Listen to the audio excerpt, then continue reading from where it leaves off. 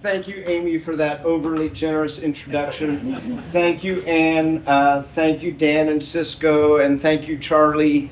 And I have to say that I kind of owe everything to Bernal. And I'm not saying that because the Bernal folks have endorsed me in my district races on the other side of town and were early endorsers of this mayoral election. I'm saying that actually because you guys produced Tom Amiano. And a quarter of a century ago, when I was involved in actually not a dissimilar time, it was the late 1990s, the economy was overheated, Ellis Act evictions were ripping neighborhoods asunder, Willie Brown was at the zenith of his powers, he wanted chain stores on every corner, and I was involved in my neighborhood, and some guy named Tom Amiano had some write-in for mayor, and I was like, I'm going to that, and I was off to Josie's Juice Joint, and then a year later Tom said, hey, we got this thing called district elections, and you should run, and I was like, yeah, I'll do anything once. I actually never expected to win,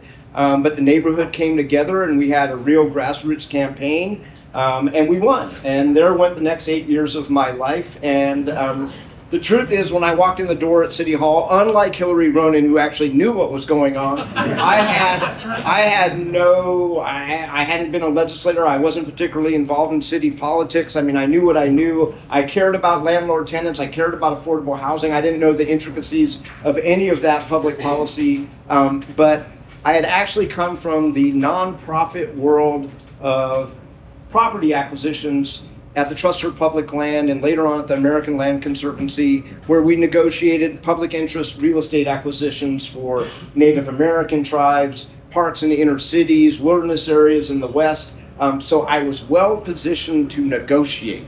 And that actually earned me, when Tom decided not to run for board president again, my colleagues, actually those who were more moderate and even some who were more progressive, unanimously made me the president of the board twice for 4 years. And then it was 2008, and I was done with electoral office. I was like, that is a chapter in my life, and it was cool, and I was honored to do it. Well, that's not exactly true. I actually became chair of the Democratic Party, but that was not a paid thing, but the people voted that. And we actually did what the Democratic Party, Annabelle, used to do, which wasn't just the internecine, knife fight in a phone booth in San Francisco. We actually turned out thousands of people that we sent to Washoe County, Nevada, to Clark County, Nevada. We got the old Social Security headquarters on Market Street, and we made phone calls in the swing states, and we helped Barack Obama actually win in 2008. San Francisco played a big role. That was before billionaires started spending millions of dollars to buy the Democratic Party locally. And then I was done, except for a weird quirk of fate, which was in 2015. There was a 6-5 moderate 6, progressive 5 split on the Board of Supervisors. And when David Chu got elected to the state assembly, under our weird system of government, when there's a vacancy in the legislative branch, we don't have a special election. The legislative branch doesn't appoint to the vacancy, which is what they do almost everywhere else. The executive, Mayor Lee, appointed that vacancy. And the good folks of Chinatown were not happy, and the good folks of North Beach were not happy, and I literally got drug out of my retirement, and that was 9 years ago. And in many ways, we are at that crossroads again in San Francisco. And this is, I know that you go to a political event and everybody always says, this is the most important election.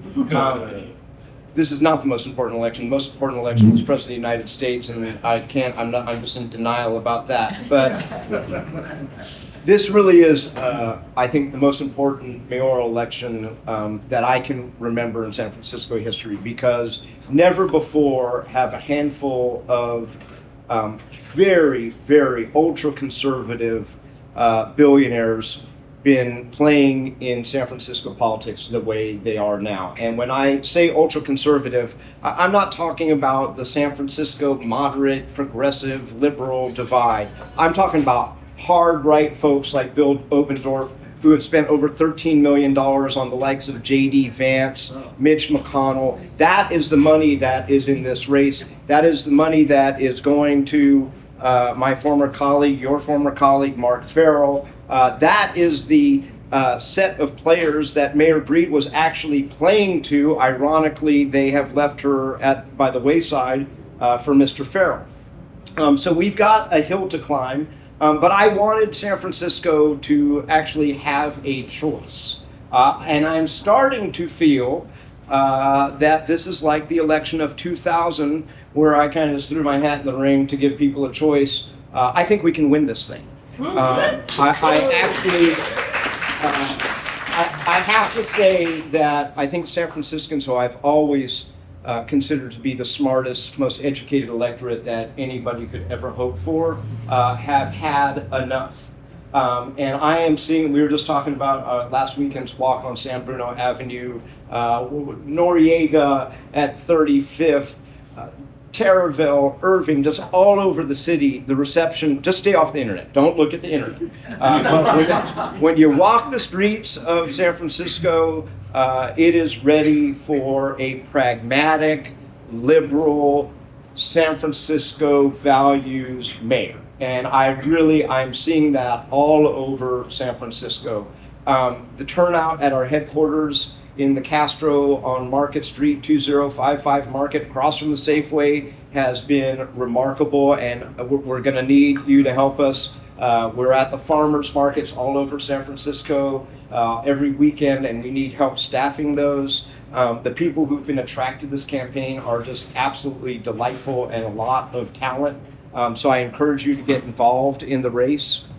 And then let me say what Amy said, which is the combination of the fact that I am just an absolute nerd and love to read things and get down into the details, with the fact that I've matured over time and have learned how to do things with a little less vinegar and a lot more honey, but still as a collaborator, still as a negotiator, and somebody who has now been watching all of these mayors and watching how the system works and realizing where the fundamental governmental reforms can be made in order to just make the government work. I mean, and these are not moderate or progressive potholes. It's just like, how do you fill those potholes more efficiently? And there are so many things. I mean, the aides at City Hall see this all the time. Amy saw that, Hillary saw that. And there's so many practical ways, if you can just stop weaponizing politics, get out of the blame game that has marked City Hall and more. And I really see a lot of that kind of federal Trump vitriol that we all thought intolerant San Francisco would never precipitate down to the local level. It has. And it's like, first we were going to blame the Board of Supervisors. Okay, that didn't work. Then we're going to blame the DA. That didn't work. Then we're going to blame the judges. That didn't work. It's like, hey, London, how about we all work together and collaborate and get good things done and bring San Francisco together? That is what I'm going to do when I am mayor. That's what I'm going to do as I run for mayor. So this has been a very spirited and heartening campaign.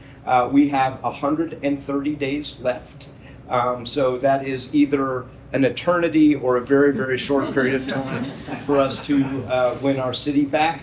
And then let me say this about that. I am the last person into this race. We started 85 days ago. Everybody started long before us. And we need to catch up on the fundraising game. And we have to show at the end of our first reporting period, which is Sunday, that we have gotten more contributions from more people. And we're almost at 1,500 individual contributions from people in every neighborhood, every zip code. And we have already qualified for public financing, unlike Mr. Lurie, who can self-fund his campaign. And my guilty Jewish mother said, I can't write you a check for $1 million, but I will give you 500. We need to up our fundraising game. So anything that you can do to help with that, when we show our numbers, I want to be able to say we raise almost as much money in a very truncated period of time as the rest of them. So please give generously, Aaron2024.com. But more importantly, please get involved for the next 130 days. I'm not worried about Bernal, but let's go get the rest of the city by storm. And with that, I really want to thank Hillary for being a really great colleague to work with, parsing through a lot of tough stuff.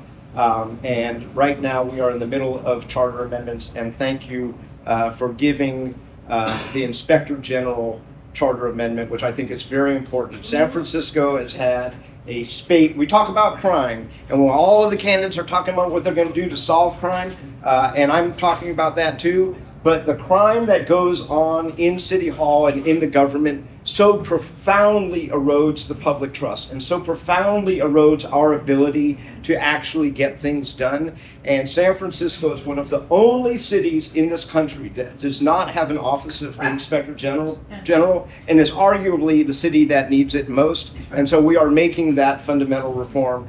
So thank you, Hillary, for embracing that and co-sponsoring that. And with that, I'm happy to answer any and all questions. And I think Hillary may have a few words to add. Do you want to do some questions? Well, let's give them a round of applause.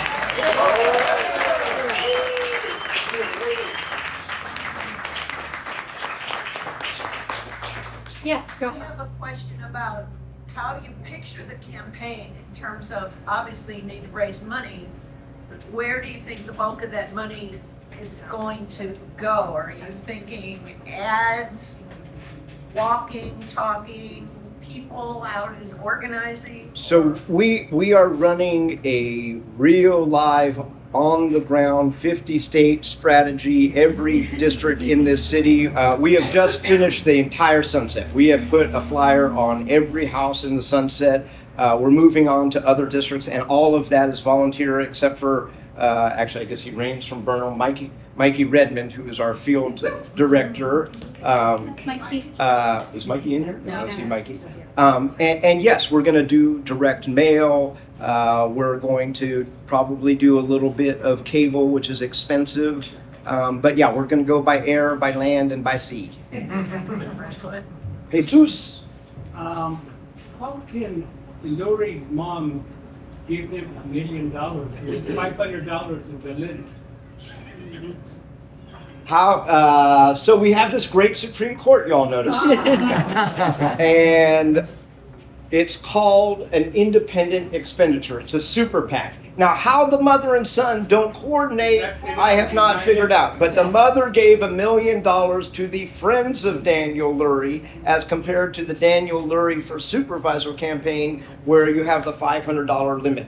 I am the author of the legislation that banned corporate contributions from candidate races, but you can make corporate contributions to independent expenditures because of Citizens United. Okay, thank you. Yeah, it ain't right, but it's the law of the land. So your mom can do that? Yeah, that would probably be worth another 500. Yeah. I'm wondering, just to geek out with you for a second, other than having an internal controller type of person, what are your other reforms that you refer to? So first of all, let me talk about the tone at the top. The tone at the top, I mean, a mayor is one person. There's 53 departments, there's 35,000 employees, there are countless contracts with private corporations, nonprofit service providers, and the thing that a mature mayor does is create, I think, a more collaborative tone rather than the fear and intimidation and siloization of very smart people. I mean, Hillary and I talked to Dr. Grant Colfax, who runs our Department of Public Health, and you say, As Dr. Stephanie Colfax. knows. Yeah, as Stephanie knows. Are you talking to your counterpart at the Department of Homelessness and Supportive Housing? No, a mayor's job is to bring those smart people and their deputies together and work stuff out. Relative to fundamental reforms, this is actually a government that has, because of mayor power, never been professionalized.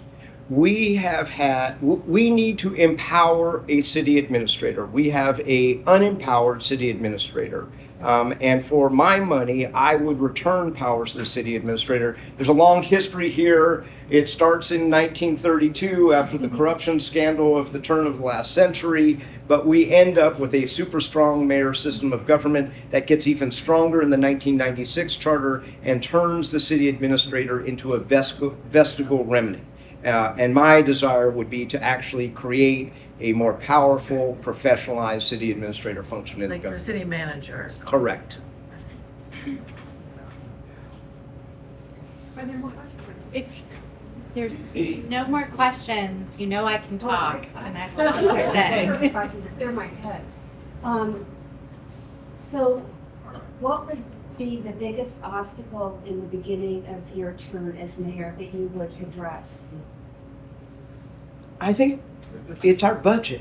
It is actually our budget. And we have, due to the good work of the people of San Francisco, actually devoted large sums of money to keeping people housed, to building new affordable housing, to protect our tenants' right to counsel, that this mayor, within the boundaries of the law, but morally wrong, has been spending on other things. And I think the profound initial thing is to return those monies, which means weaning them from the places that those monies have gone, back to their intended sources. And these are Big Proposition C, that was the number one. And by the way, I am the only person in this race who was for taxing the richest corporations in this city to address homelessness. Not Mark Farrell, he opposed it. Not London Breach, he opposed it. Not Asha Safai, he opposed it. And when I asked Daniel Lurie that question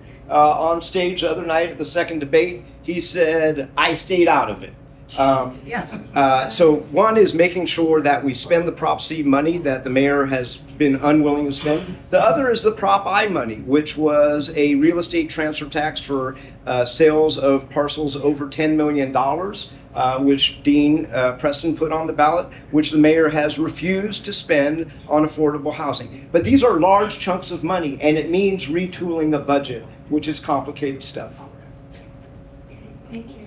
And how would you address, excuse me, my voice, the homeless, mentally ill, and drug addiction that is so pervasive in the city? And yeah, what would you do with that?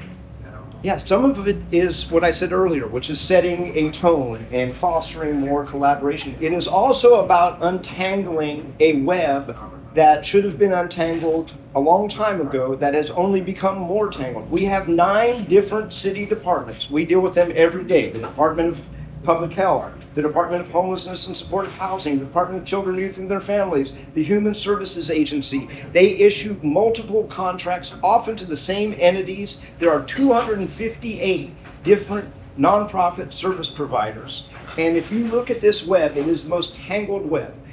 What I would do as mayor is to funnel all of those into single contracts, single requests for proposals where, and sorry for getting nerdy on you, but where the Department of Public Health and the Department of Children, Youth, and their Families all say to the service provider community, come together. These are the objectives and outcomes. These are the measurable metrics that we are looking for, but we're not going to make you figure out how to comply with 4 contracts from DPH, 3 contracts from HSA, 2 contracts from HSH. It is unworkable, and we could actually funnel that through a city administrator and make it much more efficient on both the nonprofit provider side as well as on the government side.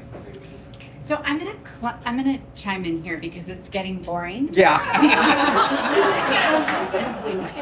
And I'm gonna bore you. You'll be so bored. There'll be no flashy mayor. but I want to make a point about that.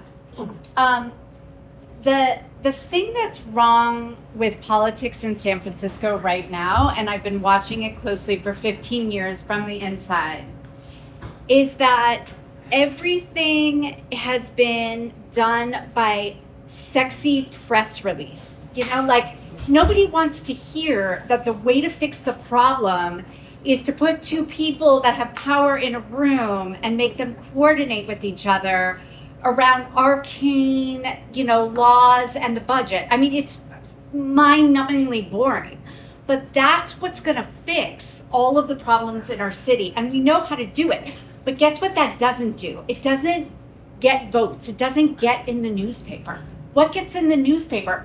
Pretending like you have a new idea for fixing something that has been a problem forever and coming up with a really clever name to describe it. Yeah. And Mayor Breed has done that throughout her entire mayoralship. But it hasn't accomplished much because it's just a press release with a clever name. The work behind the scenes, which is dull, which is boring, which is hard, which is essential, isn't happening. And that's why our city is broken. And so we have gotten way past the progressive and moderates. Like, that's old school. That's like 1990s, 2000s. Like, we're not there anymore. We're done with that. We are now like all on the same side, all of us. And what do we want? A city that works. A city that works. Fixing our houses. If we want to put a little porch on our house, it doesn't take $1 million in 200 years to put the ceiling on. Fill the hot pothole. It doesn't cost $1 million. Take 20 workers and spend. Literally that's where we're at. Everything is a fortune. Everything makes no common sense, and that is because we haven't had the leadership that just does the boring stuff. And it's like the honest to God truth. It's the honest to God truth. But like that doesn't get any newspaper articles and it doesn't get any attention. And that's why nobody does it, right? A boring man for a boring job.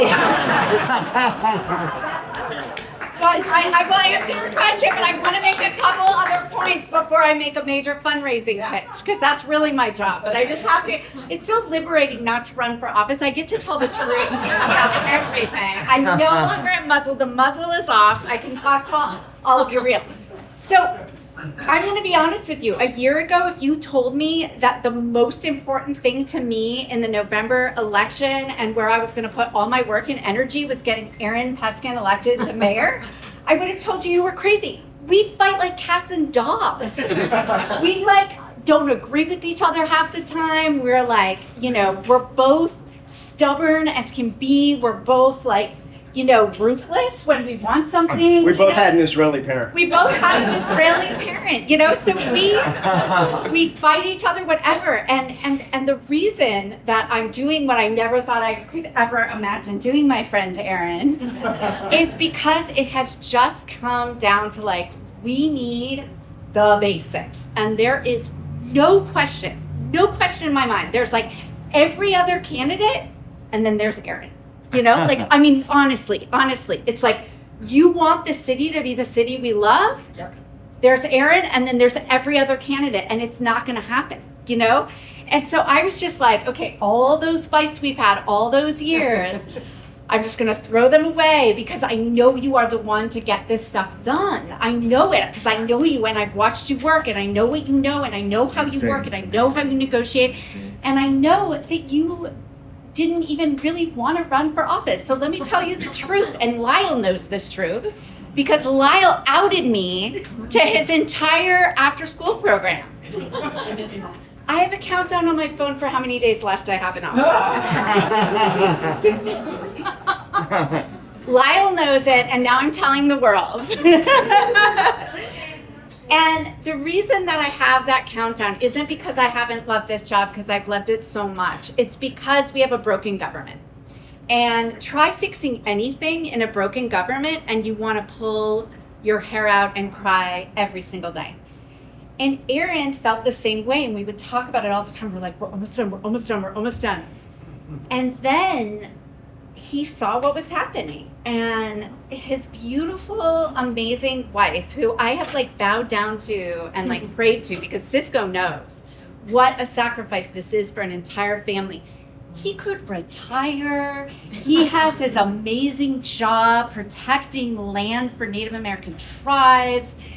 He has a whole life he could live. He could travel everywhere, and he is choosing. I don't know what you're doing. He is choosing. He's gonna put it. Don't say it. He is choosing. We're too far in. I wouldn't be saying this if we weren't this far in. He is choosing to sacrifice all of this because he loves the city. And you guys, you can say whatever you want to say about Erin Peskin. Everyone knows he loves this city like no one else. Everyone knows that he has worked his butt off for this city. Everyone knows he doesn't have aspirations to go to Washington or go to Sacramento. Everyone knows that he just wants to stay right here and he wants his city to thrive. And so that's why I'm supporting Aaron Peskin for mayor. That's why everyone in this room should support Aaron Peskin for mayor. And that's why I'm going to ask you all to dig deep, because none of the billionaires are giving him a dime. Yep. And we are up against insane money, you guys, like insane money. And if you want the same old, vote for any of the other guys. Honestly, like they all kind of look the same to me. I mean, honestly, the mayor, because she is a strong Black woman, looks a little different from the rest of them, right?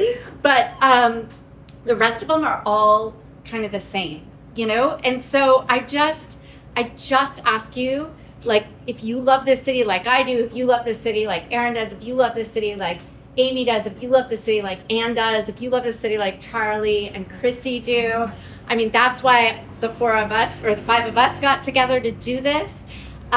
Please try to give as much as you can. Cisco and I are maxing out. Amy and Gary maxed out. Soundsy's maxing out. And his dad. Jesus is maxing out. Ann is maxing out. Sebastian is the cutest kid on the planet. Oh my God. I'm myself too. Please do what you can, because it really will. We can get our city back, and like when we get our city back and things just function, we can start to be the envy of the world again. Like we cannot be the envy of the world again until the basics function. So he'll get the basics to function, and then we can innovate again, you know? But we got to do the basics first. So with that, Chris, No, it's okay. This, people should Great. give. Yeah, and I'm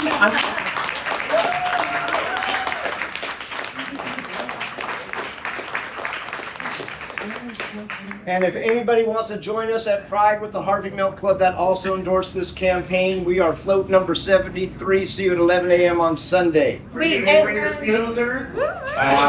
but we did do a fundraiser, swim in the bay. That was pretty fun. That was pretty good. how can people give? Can we? Yeah, so I noticed someone like slided checks in people's the envelopes in people's hands, which is great. But if you give a check, that's right on my, oh my goodness. Just remember to write your occupation and employer on the envelope or on the check. Yeah, that we got a big old tip bucket over there, and I hope that's big enough for all the donations that are going to go in there. And then there's also a QR code that you can scan right there, and we're really, really grateful. You know, I know that Aaron slid this into his speech, but this Sunday at midnight we have a deadline, and it is the most important deadline of this campaign, because it's when we have to, the clock stops at midnight and we report all of the money we have raised from this campaign. And everyone looks at those numbers. And it's not only Aaron's campaign, but it's Mark Farrell and Daniel Lurie and London Breed. And they've been fundraising for a really long time. A really long time. But we just got in this race. And so we need to show a big number, because I know Aaron is the guy. Supervisor Ronan, God bless her soul, knows Aaron is the guy. And hopefully all of us know that Aaron is the guy for the job. But we need everyone else to know. And if we're going to show people that Aaron Peskin needs to be our mayor, we've got to show a big number on midnight on Sunday. And so anything you can do is, it is the best thing we can ask you. The most important thing you can do to help is give us your money. The max is $500 Per person. per person. I challenge everyone here to do whatever you can. All right.